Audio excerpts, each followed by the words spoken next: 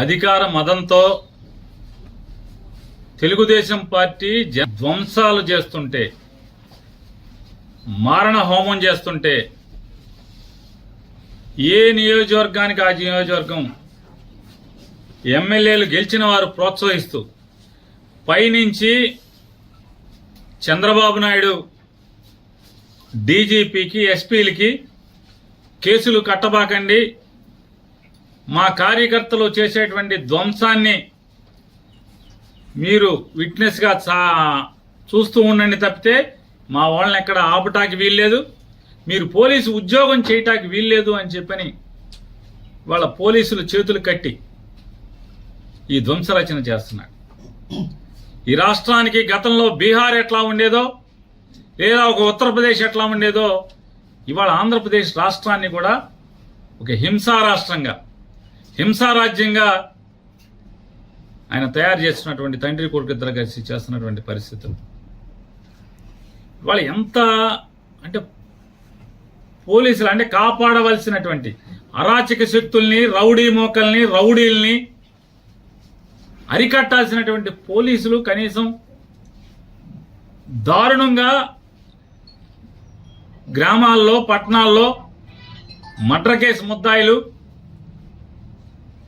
Rowdy sheeters అందరూ కూడా స్థానిక సిఐల్ని, డిఎస్పీల్ని ఎరా ఉద్యోగం చేయాలని లేదా, ఉంటావరా నువ్వు ఎక్కడ అని మాట్లాడుతున్నా కూడా కనీసం అన్ని వీడియోలు ఉన్నాయి. ఇవన్నీ హైకోర్టుకి ఇవ్వబోతున్నాం, అన్ని వీడియోలు ఉన్నాయి. స్థానికంగా ఉన్నటువంటి సర్కిల్ ఇన్స్పెక్టర్ని, సబ్ ఇన్స్పెక్టర్ని, డిఎస్పీని, అంటే జిల్లాలో వివిధ ప్రాంతాల్లో జరిగిన ఇన్సిడెంట్లు, ఏరా ఉద్యోగం చేయరా, విఆర్కి వెళ్తావారా, విఆర్కి పంపిస్తారా నిన్ను అని మాట్లాడితే కనీసం పోలీసులు అయినటువంటి అంటే ఎంకుల్ గారు బంకెదురుగుండా సందులో యాదవ్ కుటుంబం తల్లి కొడుకు ఇద్దరే ఉంటారు. గేదకి పాలు పితికి బతుకుతారు, పాలము పచ్చిగా మాట్లాడి పట్టుకోరా అని చాటు పట్టుకున్నా కూడా పోలీసులు అక్కడికి వచ్చి స్టేట్మెంట్, భార్య స్టేట్మెంట్ ఇస్తుంటే ఆ ఏఎస్ఐ ఉన్నాడు అక్కడ, తెల్ల జుట్టు, వాళ్ళు చెప్తున్నారు తెల్ల జుట్టు ఏఎస్ఐ అండి, ఎక్కడ ఏఎస్ఐ మాకు తెలియదు కానీ తెల్ల జుట్టు అతంది, నన్ను సంతకం పెట్టద్దు అంటాడు, మేము మొగుడు పెడతాడులే నువ్వు పెట్టబాగా అంటాడు. నన్ను కదా కొట్టింది, నన్ను కదా తిట్టింది. ఎవరు కంచే చేనుమేస్తుంటే పోలీసే ఈ రకంగా ప్రవర్తిస్తుంటే, దగ్గరుండి గుండాయిజం చేస్తుంటే ఏం చేయాలి? ఇక ఇళ్ల మీదకి పట్టి ధ్వంసం చేస్తే బలరాన్పేటలో వడ్డెర కులస్తురాలు భద్రరావు గారి కోడలు, భద్రరావు అని ముఠా మేస్త్రి, కూలీ ముఠా మేస్త్రి అంజి అని చెప్పని, అంజి భార్య అమ్మాయి ముగ్గేసుకుంటుంటే తాగి 10 మంది రౌడీలు ఆ అమ్మాయి కాళ్ళ మధ్యకి బాంబులేసి, అమ్మాయి ముగ్గేసుకుంటుంటే ఇంటి ముందు కాళ్ళ మధ్యకి బాంబులేసి ఏమే నీ మొగుడున్నాడా అని చెప్పని దౌర్జన్యానికి వెళ్తే ఆ అమ్మాయి తిరిగి ఏమయ్యా బాంబులు నా మీద వేస్తావా, నువ్వు గెలిస్తే మీ ఊరేగు మా మీద దౌర్జన్యం చేస్తారా, నా మొగుడితో ఏం పని నీకు అని చెప్పని అడిగితే ఇంట్లోకి వెళ్ళి ధ్వంసం చేశారు.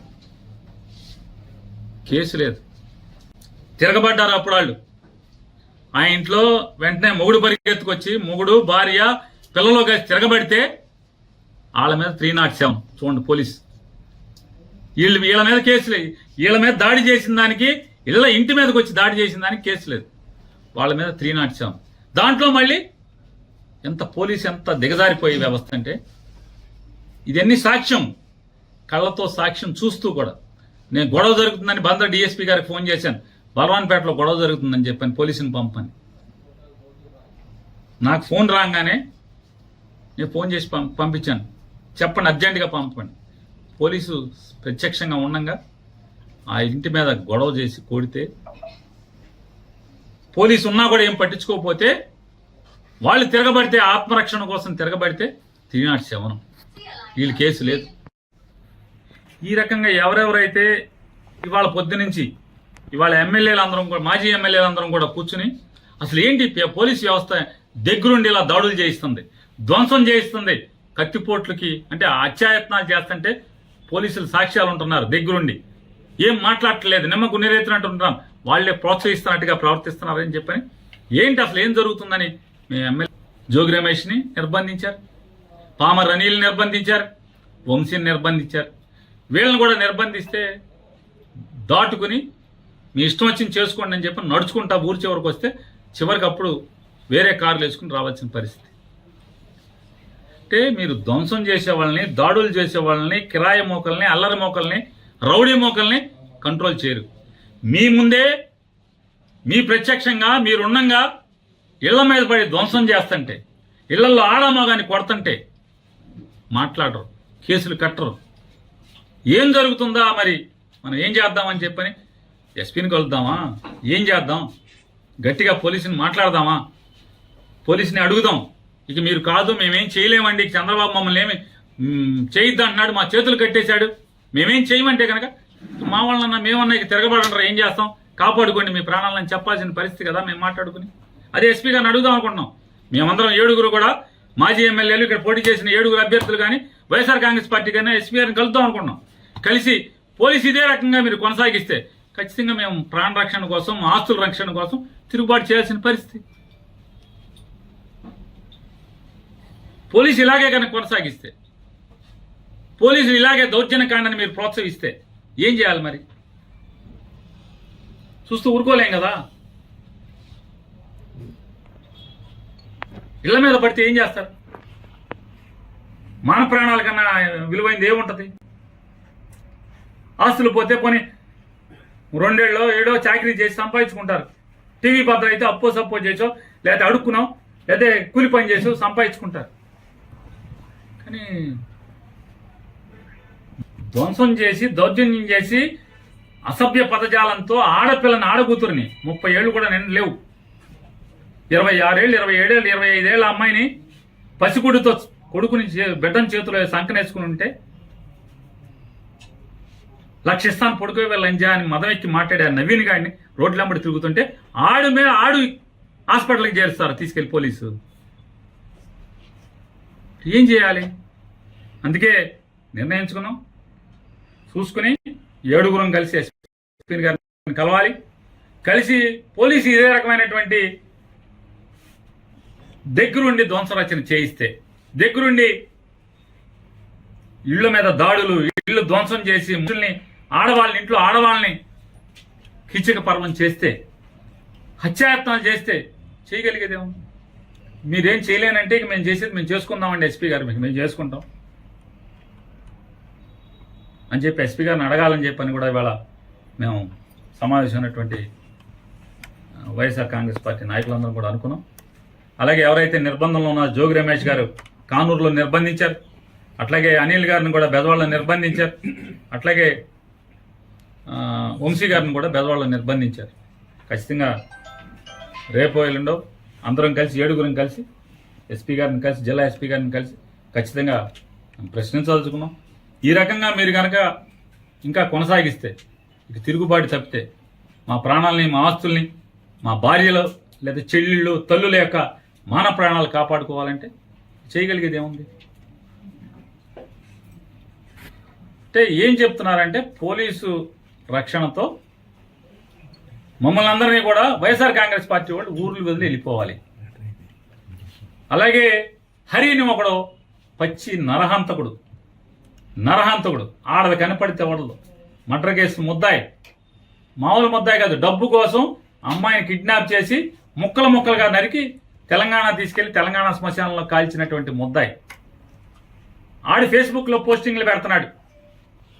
ఒక దళిత కుర్రాడు, బైపాస్ రోడ్డుకు సంబంధించినటువంటి హేమా నాని అనే ఒక దళిత కుర్రాడు మీద పోస్టింగ్లు పెడుతున్నాడు.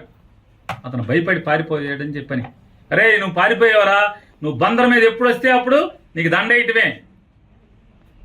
బహిరంగంగా పోలీస్ కంప్లైంట్ ఇచ్చాం, వాళ్ళ అమ్మా నాన్న చర్యలు లేవు. ఎస్పీ గారు చర్యలు లేవు. హరి ఆడిపోయారు, నల్ల హరి అంటారు, కొరియర్ సీను రౌడీ షీటర్ ఆ యాదవుల ఇంటి మీద పడి ధ్వంసం చేశాడు, కేసు లేదు. ఇవాళ బందర్లో ఉన్నటువంటి రౌడీ షీటర్లు, పాలకేంద్రం చిలకలపూడి పాలకేంద్రం సురేష్ అనేవాడు ఇవాళ ఈ ధ్వంసంలో మన 8వ వార్డులో విశ్వబ్రాహ్మణ కాలనీలో అలుగోజు రాజశేఖర్ ఇంటికి వెళ్ళారు. అలుగోజు రాజశేఖర్ విశ్వబ్రాహ్మడు అలుగోది రాజశేఖర్ కంసాల పని చేసుకుంటాడు, బతుకుతూ ఉంటాడు భార్య పిల్లల్ని. అతని ఇంట్లోకి వెళ్ళి తలుపు బదలగొట్టి తాళం బదలగొట్టి ఆవిడ పక్కింట్లో కూర్చుంది భయం వేసి భార్య, నీ మొగుడు లేడా, మర్డర్ చేసేస్తామని చెప్పని ఆ పాలకేంద్రం సురేష్ గారు మాట్లాడతాడు. ఆ మహేష్ అనేవాడు మాట్లాడతాడు, బెదిరిస్తారు. కంప్లైంట్ ఇచ్చిన కేసు తీసుకోరు, చర్య తీసుకోరు. ఆ పాలకేంద్రం సురేష్ అనేవాడు కలెక్టర్ బంగ్లా దగ్గర ఎన్జిఓ కాలనీలో ఒక వైఎస్ఆర్ కాంగ్రెస్ పార్టీ కార్యకర్తకి ఇంటికి వెళ్ళి కారు మీద రాస్తాడు, వీడిని వెనకాల షీల్డ్ మీద, అది ఏం మిల్క్స్, అది ఎస్ఎస్ మిల్క్స్ సురేష్ వచ్చి వెళ్ళాను అని కారు మీద రాస్తాడు. అంటే మట్టి ఉంటది కదా, మట్టి మీద వచ్చి వెళ్ళానని రాస్తాడు. ఆడ కూతురిని ఇల్లంతా ధ్వంసం చేసి మొగుడు పిల్లలను కొట్టి లక్షిస్తాను పొడుకోవే అని చెప్పని భయంకరంగా దుర్భాషలో ఉన్నోడిని, వీడికి గాయాలు ఉన్నాయి పోలీస్ హాస్పిటల్లో చేర్చుకోండి అని చెప్పని పోలీస్ ఇంటిమేషన్ ఇచ్చి పంపిస్తారు ఆడికి. వీళ్ళు కేసుకి హాస్పిటల్కి పోలీస్ స్టేషన్కి వెళ్తే హాస్పిటల్కి పంపలా, ఆయన్ని పంపించారు ధ్వంసం చేసినోడిని. సరే నీళ్లు మా కార్పొరేటర్లు వీళ్ళు కలిసి వెళ్ళి హాస్పిటల్లో జాయిన్ చేస్తే బరి తెగించి పోలీసులు ఉండగా ముగ్గురు, ఒక ఏఎస్ఐ, ఒక హెడ్ కానిస్టేబుల్ ఉండగా 15 మంది రౌడీలు ఈ కొట్టిన వాళ్ళందరూ కూడా వచ్చి, రేయ్ మంచం మీద పడుకున్నారేంటే, లంజా మంచం మీద పడుకున్నామేంటి, హాస్పిటల్ సీసీ ఫుటేజీలు తీయించుకొని ఎస్పీ గారిని డిమాండ్ చేస్తున్నా. నిజంగా మీరు పోలీసు ఉద్యోగం చేస్తుంటే కనుక, జీతం తీసుకుంటుంటే కనుక తీయించండి. ప్రజలకి ఈ రకంగా దారుణాలు జరుగుతుంటే, అమాయకుల మీద దారుణాలు జరుగుతుంటే పోలీసు పట్టించుకోరా? హాస్పిటల్లో సీసీ ఫుటేజ్, నువ్వు హాస్పిటల్ నుంచి వెళ్తావా వెళ్ళవా, ఏంట్రా కేసు, లంజా లంబడి అని బూతులు తిడుతూ హాస్పిటల్కి వెళ్ళి దౌర్జన్యం చేసే పరిస్థితి. హాస్పిటల్లో మంచం దగ్గరికి వెళ్ళి పోలీసు ఉండగా పోలీస్ స్టేట్మెంట్ రికార్డ్ చేసుకుంటున్నాడు ఏఎస్ఐ మాట్లాడు, హెడ్ కానిస్టేబుల్ మాట్లాడు, కనీసం వాళ్ళని కేకలేరు, మందలించరు. అతను ఒక డిఎస్పీ వచ్చి మాట్లాడుతున్నట్టుగా ఫీల్ అయిపోతున్నారు. అంటే ఇవాళ పరిస్థితి ఏంటంటే ఈ రాష్ట్రంలో చంద్రబాబు నాయుడు గెలిచిన తర్వాత ఏంటయ్యా ఆ పరిస్థితి అంటే, రౌడీలే డిఎస్పీలు ఎస్పీలుగా అయిపోయిన పరిస్థితి. మర్డర్ కేసు ముద్దాయిలే రౌడీ షీటర్లు ఎస్పీలు డిఎస్పీలు సిఐలు అయిపోయిన పరిస్థితి. ఎందుకని పోలీసు ఎవడు మాట్లాడట్లా, వాళ్ళకి మర్యాద ఇస్తున్నారు, దౌర్జన్యం చేస్తుంటే కేసు లేదు. అలాగే పెదసింగ లక్ష్మణరావు గారి ఇంటి ఎదురుకుండా మా ఇంటికి దగ్గరలో పాలకేంద్రం సురేష్, చిలకలపూడిలో పాలకేంద్రం సురేష్ అనేవాడు, అలాగే మహేష్ అనేవాడు విచ్చలవిడిగా బరి తెగించి ఎస్ఐని కొట్టి వీడియో సీసీ ఫుటేజ్లు ఉన్నాయి మొత్తం, పోలీసుల్ని కొట్టి, పోలీసులు బ్యారికేడింగ్ పెట్టి కుర్చీల్లో కూర్చుంటే ఆ కుర్చీలు పెట్టి వాళ్ళని కొట్టి, కార్లు ధ్వంసం చేస్తే ఇంతవరకు కేసు ఇచ్చినా కూడా కేసు కట్టలేదు, ఎఫ్ఐఆర్ కట్టలేదు ఇంతవరకు. దాన్ని కూడా మేము హైకోర్టులో మూవ్ చేస్తున్నాం. ఈ పోలీస్ ఇన్యాక్షన్, ఈ దౌర్జన్యాలు, చంద్రబాబు నాయుడు చేయిస్తున్నటువంటి దౌర్జన్యాల మీద దానికి కేసు లేదు. ఎస్పీ గారు ఇవన్నీ మీరు నోట్ చేసుకోండి. ఎంత బరి తెగింపు, మీరు మేము వచ్చి మిమ్మల్ని కలుస్తాం, కలిసాక కూడా మీరు మేమేం చేయలేమండి, చంద్రబాబు మమ్మల్ని ఏం చేయొద్దన్నాడు మీరు చెప్పేశారనుకోండి, ఇంకా సంఘాలు జరుగుతున్నాయి, మా మీద దాడులు జరుగుతున్నాయి, చేయగలిగేది ఏముంది? అందరిళ్లలో కారాలు ఉంటాయి, అందరిళ్లలో కత్తిపేటలు ఉంటాయి, ఏం చేయగలరు? తిరుగుబాటే కదా. ఇళ్ల మీదకి వచ్చి పోనీ మేమేమన్నా ఎవడన్నా తాగి గొడవకి వెళ్తే పోనీ కొట్టారంటే అర్థం ఉంది. ఇంట్లో ఉంటే, ఓడిపోయి ఇంట్లో ఉంటే కార్యకర్తలు ఎవడెవడైతే బలంగా పనిచేశాడో వైఎస్ఆర్ కాంగ్రెస్ పార్టీ కోసం వాళ్ళ మీద దాడులు చేయటం, బరి తెగించి ఇళ్లకెళ్ళి ధ్వంసం చేస్తుంటే, దౌర్జన్యకాండ చేస్తుంటే, పోలీస్ ప్రేక్షక పాత్ర, సాక్ష్యం ఉండి పక్క నుండి చేయిస్తుంటే ఎక్కడికి తీసుకెళ్తున్నారు అనేది కూడా ఆలోచించుకోమని చెప్తూ, ఖచ్చితంగా రేపు కానీ ఎల్లుండి కానీ ఎస్పీ గారు అపాయింట్మెంట్ అడిగి 7గురం కూడా మేము ఎస్పీ గారిని కలిసి ఆయన్ని మాట్లాడదాం అనుకుంటున్నాం. ఇవన్నీ కూడా అంటే ఇప్పటికైనా డీజీపీ గారిని కూడా గట్టిగా డిమాండ్ చేస్తున్నాం. ఈ రకంగా మీరు ధ్వంసరచన చేస్తే, దగ్గరుండి పోలీసు ఇలా చేస్తే, మళ్ళీ ఇంకా పత్తిత్తి కబుర్లు చెప్తున్నాడు చంద్రబాబు నాయుడు. వైఎస్ఆర్ కాంగ్రెస్ పార్టీ వాళ్ళు కొడుతున్నారంటే ఇంతకన్నా పచ్చి పాపం ఇంకేమన్నా ఉంది? ఇది వాళ్ళ వైఎస్ఆర్ కాంగ్రెస్ పార్టీకి సంబంధించినటువంటి జిల్లా మాజీ ఎమ్మెల్యేలు అందరం కూర్చొని మాట్లాడుకున్నటువంటి మీటింగ్ సారాంశం. మొన్న జరిగినటువంటి అసెంబ్లీ ఎన్నికల అనంతరం లెక్కింపు రోజు నుంచి మొదలుపెట్టి అధికార మదంతో Telugu Desam party, Janasena party rowdy మోకలు ఈ రాష్ట్ర వ్యాప్తంగా రెచ్చిపోయి ధ్వంసాలు చేస్తుంటే, మారణ హోమం చేస్తుంటే, ఏ నియోజకవర్గానికి ఆ నియోజకవర్గం ఎమ్మెల్యేలు గెలిచిన వారు ప్రోత్సహిస్తూ పైనుంచి చంద్రబాబు నాయుడు డీజీపీకి, ఎస్పీలకి కేసులు కట్టబాకండి, మా కార్యకర్తలు చేసేటువంటి ధ్వంసాన్ని మీరు విట్నెస్గా చూస్తూ ఉండండి తప్పితే మా వాళ్ళని ఎక్కడ ఆపటానికి వీల్లేదు, మీరు పోలీసు ఉద్యోగం చేయటానికి వీల్లేదు అని చెప్పని వాళ్ళ పోలీసులు చేతులు కట్టి ఈ ధ్వంసరచన చేస్తున్నాడు. ఈ రాష్ట్రానికి గతంలో బీహార్ ఎట్లా ఉండేదో, లేదా ఒక ఉత్తరప్రదేశ్ ఎట్లా ఉండేదో, ఇవాళ ఆంధ్రప్రదేశ్ రాష్ట్రాన్ని కూడా ఒక హింసా రాష్ట్రంగా, హింసా రాజ్యంగా ఆయన తయారు చేస్తున్నటువంటి తండ్రి కొడుకు ఇద్దరు కలిసి చేస్తున్నటువంటి పరిస్థితులు ఇవాళ ఎంత అంటే పోలీసులు అంటే కాపాడవలసినటువంటి అరాచక శక్తుల్ని, రౌడీ మోకల్ని, రౌడీల్ని అరికట్టాల్సినటువంటి పోలీసులు కనీసం దారుణంగా గ్రామాల్లో, పట్టణాల్లో మర్డర్ కేసు ముద్దాయిలు, రౌడీ షీటర్స్ అందరూ కూడా స్థానిక సిఐల్ని, డిఎస్పీల్ని ఎరా ఉద్యోగం చేయాలని లేదా, ఉంటావరా నువ్వు ఎక్కడ అని మాట్లాడుతున్నా కూడా కనీసం అన్ని వీడియోలు ఉన్నాయి. ఇవన్నీ హైకోర్టుకి ఇవ్వబోతున్నాం. అన్ని వీడియోలు ఉన్నాయి. స్థానికంగా ఉన్నటువంటి సర్కిల్ ఇన్స్పెక్టర్ని, సబ్ ఇన్స్పెక్టర్ని, డిఎస్పీని, అంటే జిల్లాలో వివిధ ప్రాంతాల్లో జరిగిన ఇన్సిడెంట్లు, ఏరా ఉద్యోగం చేయరా, విఆర్కి వెళ్తావారా, విఆర్కి పంపిస్తారా నిన్ను అని మాట్లాడితే కనీసం పోలీసులు ఆ రౌడీల్ని ఆపే ప్రయత్నం చేయటం కానీ, అమాయకులైనటువంటి అంటే ఒక ఉదాహరణకి బందర్లో తీసుకుందాం. గొడుగుపేటలో ఎంకుల్ గారు బంకెదురుగుండా సందులో యాదవ్ కుటుంబం, తల్లి కొడుకు ఇద్దరే ఉంటారు. గేదకి పాలు పితికి బతుకుతారు, పాలు అమ్ముకు. మన యాదవులది గొడుగుపేటలో కేసు లేదు. దీని మీద ఏమో కౌంటర్ కేసు, వీళ్ళ మీదేమో చిన్న కేసు.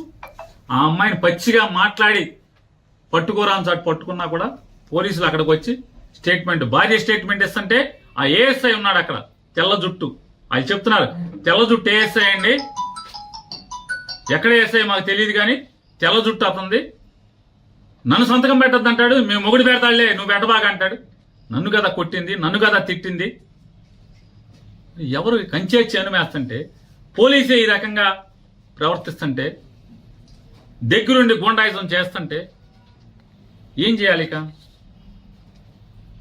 ఇళ్ల మీదకి పట్టి ధ్వంసం చేస్తే బలరాన్పేటలో వడ్డెర కులస్తురాలు భద్రరావు గారి కోడలు, భద్రరావు అని ముఠా మేస్త్రి, కూలీ ముఠా మేస్త్రి, అంజి అని చెప్పని అంజి భార్య, అమ్మాయి ముగ్గేసుకుంటుంటే తాగి 10 మంది రౌడీలు ఆ అమ్మాయి కాళ్ళ మధ్యకి బాంబులేసి, అమ్మాయి ముగ్గేసుకుంటుంటే ఇంటి ముందు కాళ్ళ మధ్యకి బాంబులేసి, ఏమే నీ మొగుడున్నాడా అని చెప్పని దౌర్జన్యానికి వెళ్తే ఆ అమ్మాయి తిరిగి, ఏమయ్యా బాంబులు నా మీద వేస్తావా, నువ్వు గెలిస్తే మీ ఊరేగు, మా మీద దౌర్జన్యం చేస్తారా, నా మొగుడితో ఏం పని నీకు అని చెప్పని అడిగితే ఇంట్లోకి వెళ్ళి ధ్వంసం చేశారు. కేసు లేదు, తిరగబడ్డారు అప్పుడు వాళ్ళు. ఆ ఇంట్లో వెంటనే మొగుడు పరిగెత్తుకొచ్చి, మొగుడు భార్య పిల్లలు కలిసి తిరగబడితే వాళ్ళ మీద 307 చూడండి పోలీస్. వీళ్ళ మీద కేసు లేదు. వీళ్ళ మీద దాడి చేసిన దానికి, ఇంటి మీదకి వచ్చి దాడి చేసిన దానికి కేసు లేదు. వాళ్ళ మీద 307. దాంట్లో మళ్ళీ పోలీసు ఎంత దిగజారిపోయే వ్యవస్థ అంటే, ఇదన్నీ సాక్ష్యం, కళ్ళతో సాక్ష్యం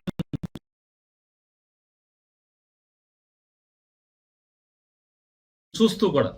నేను గొడవ జరుగుతుందని బందర్ డిఎస్పీ గారికి ఫోన్ చేశాను, బలవాన్పేటలో గొడవ జరుగుతుందని చెప్పి పోలీసుని పంపాను. నాకు ఫోన్ రాగానే నేను ఫోన్ చేసి పంపించాను, చెప్పండి అర్జెంటుగా పంపండి. పోలీసు ప్రత్యక్షంగా ఉండగా ఆ ఇంటి మీద గొడవ చేసి కొడితే, పోలీసు ఉన్నా కూడా ఏం పట్టించుకోకపోతే, వాళ్ళు తిరగబడితే, ఆత్మరక్షణ కోసం తిరగబడితే 307. వీళ్ళు కేసు లేదు. ఈ రకంగా ఎవరెవరైతే ఇవాళ పొద్దునుంచి ఇవాళ ఎమ్మెల్యేలందరం కూడా, మాజీ ఎమ్మెల్యేలందరం కూడా కూర్చుని అసలు ఏంటి పోలీసు వ్యవస్థ దగ్గరుండి ఇలా దాడులు చేయిస్తుంది, ధ్వంసం చేయిస్తుంది, కత్తిపోట్లకి అంటే అత్యాయత్నాలు చేస్తుంటే పోలీసులు సాక్ష్యాలు ఉంటున్నారు దగ్గరుండి, ఏం మాట్లాడట్లేదు, నిమ్మకు నీరెత్తినట్టు ఉంటున్నారు, వాళ్లే ప్రోత్సహిస్తున్నట్టుగా ప్రవర్తిస్తున్నారని చెప్పని, ఏంటి అసలు ఏం జరుగుతుందని మేము ఎమ్మెల్యేలందరం కూర్చుని మాట్లాడుకుంటాకి, జిల్లాలో ఉన్నటువంటి మాజీ ఎమ్మెల్యేలందరం కూడా కూర్చుందామంటే మీరు వెళ్ళకూడదు మీటింగ్కి. జోగి రమేష్ని నిర్బంధించారు, పామర్ అనిల్ని నిర్బంధించారు, వంశీని నిర్బంధించారు. వీళ్ళని కూడా నిర్బంధిస్తే దాటుకుని మీ ఇష్టం వచ్చింది చేసుకోండి అని చెప్పి నడుచుకుంటా ఊరి చివరికి వస్తే, చివరికి అప్పుడు వేరే కార్లు వేసుకుని రావాల్సిన పరిస్థితి.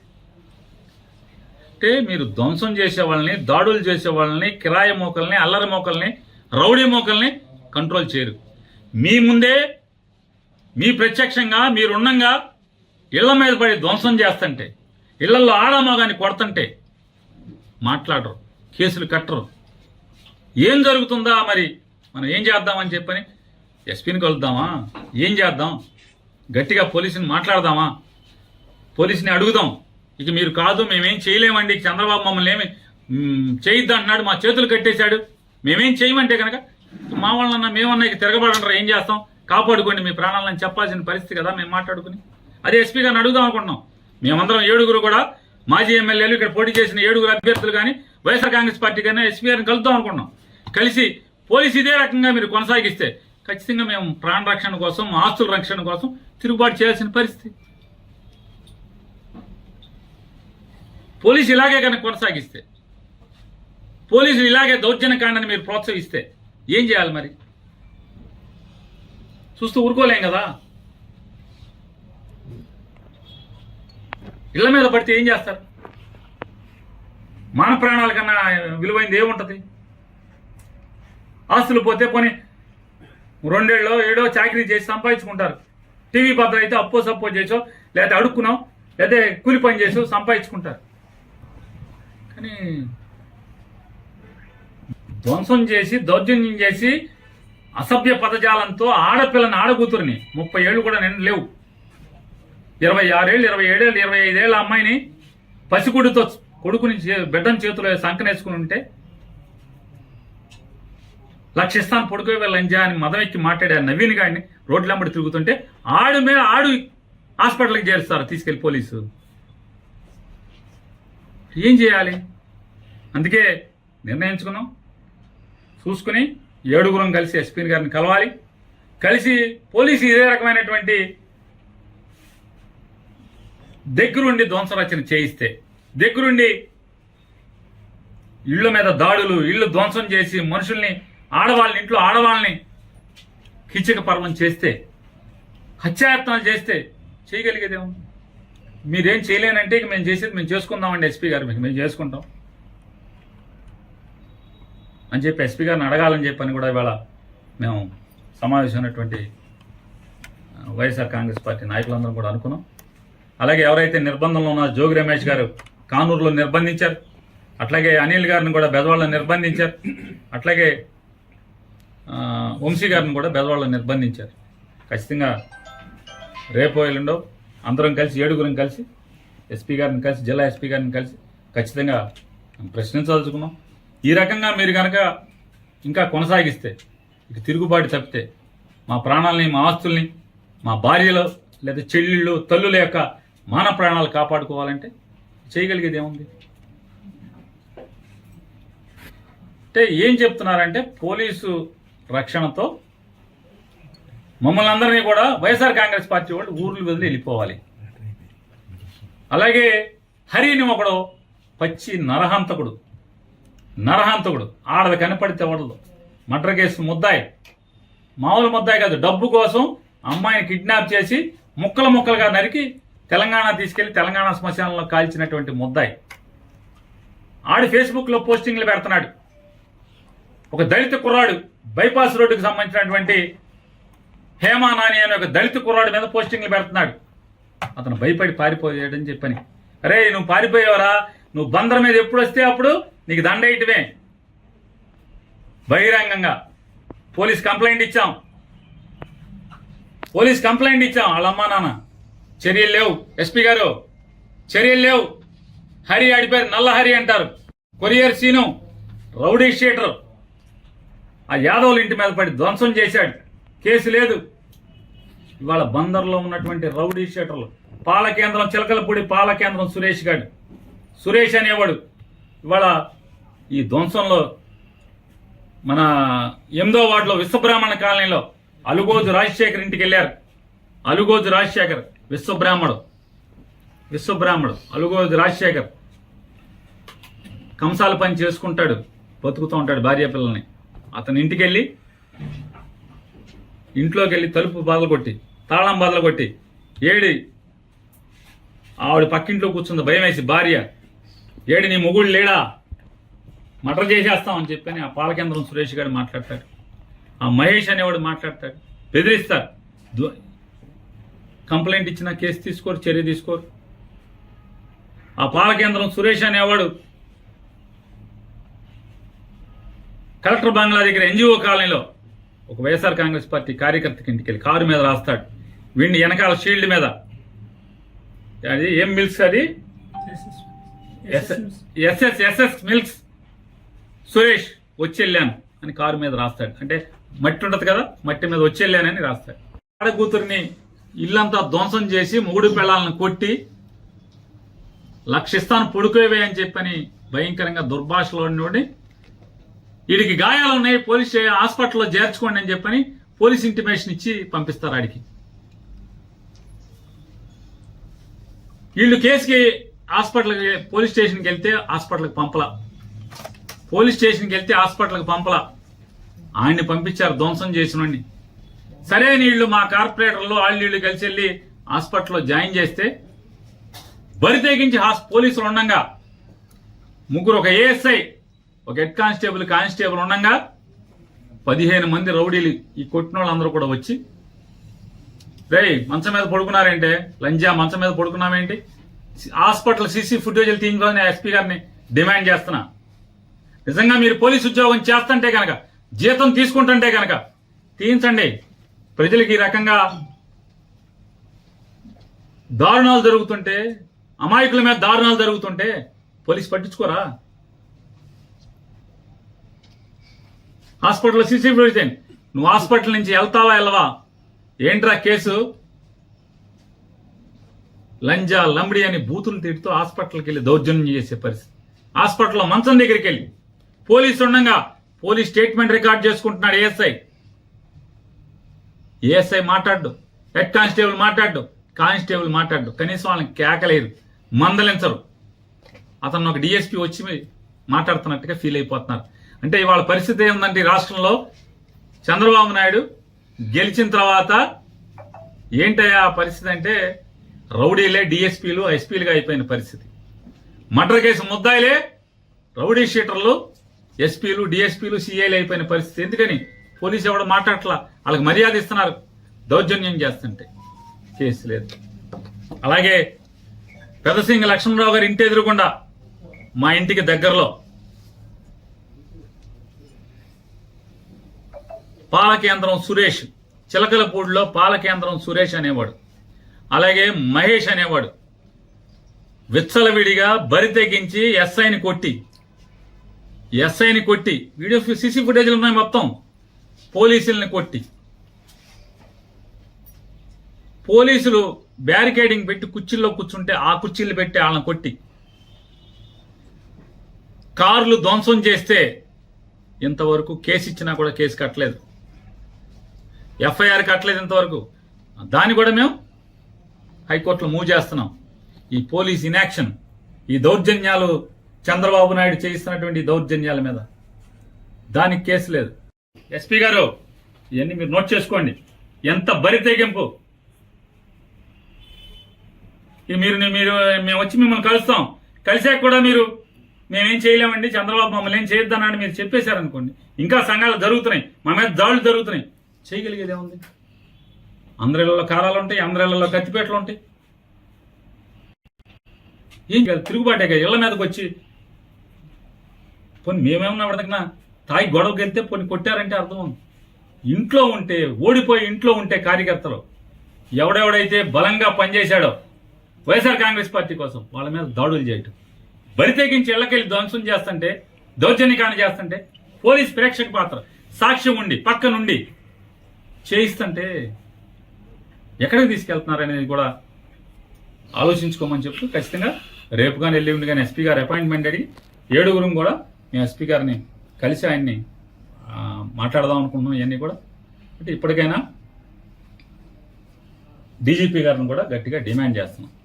ఈ రకంగా మీరు ధ్వంసరచన చేస్తే, దగ్గరుండి పోలీసు ఇలా చేస్తే, మళ్ళీ ఇంకా పత్తిత్తి కబుర్లు చెప్తాను చంద్రబాబు నాయుడు వైఎస్ఆర్ కాంగ్రెస్ పార్టీ వాళ్ళు కొడుతున్నారంటే ఇంతకన్నా పచ్చి పాపం ఇంకేమన్నా ఉందా? ఇది వాళ్ళ వైఎస్ఆర్ కాంగ్రెస్ పార్టీకి సంబంధించినటువంటి జిల్లా మాజీ ఎమ్మెల్యేలు అందరం కూర్చొని మాట్లాడుకున్నటువంటి మీటింగ్ సారాంశం.